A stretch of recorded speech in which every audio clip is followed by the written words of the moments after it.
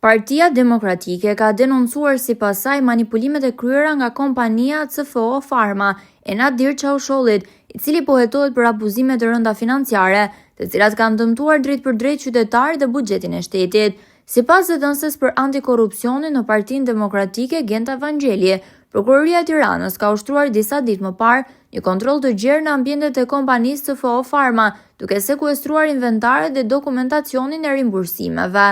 Sipas raportimeve, ai ka shitur medikamente deri në 180 herë më shtrenjtë se çmimi i tyre real, duke dëmtuar rënd qytetarët dhe buxhetin e shtetit.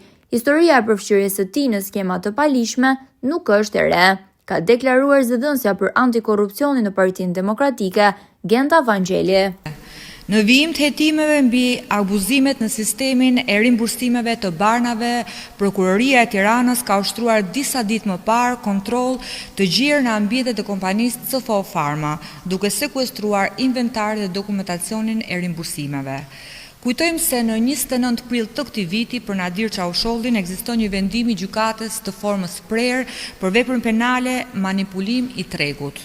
Sipas raportimeve, ai ka shitur medikamente deri 180 herë më shtrenjtë se sa çmimi i tyre real, duke dëmtuar kështu rënd qytetarët dhe buxhetin e shtetit. Historia e përfshirjes së tij në skemat palishme nuk është e re.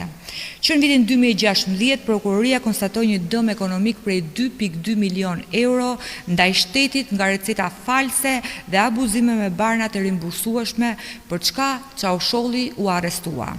Megjithatë, pas vitit 2017, bizneset e Çavushollit vijuan të lulëzojnë.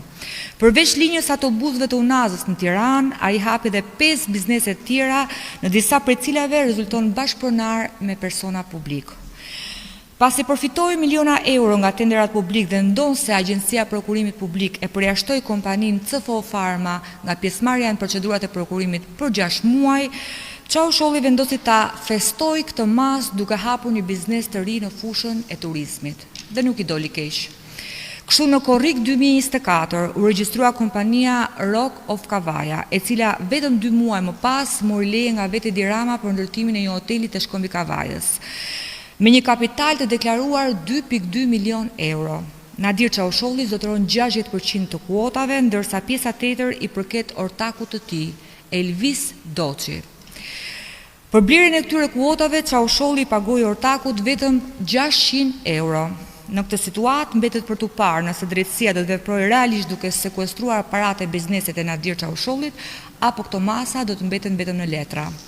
Për sa kohë Edi Rama vijon të jetë në krye të qeverisë, duket se njerëzit e lidhur me pushtetin do të shpëtojnë dhe the show must go on, pavarësisht skandaleve, dënimeve apo abuzimeve me paratë e qytetarëve. Faleminderit.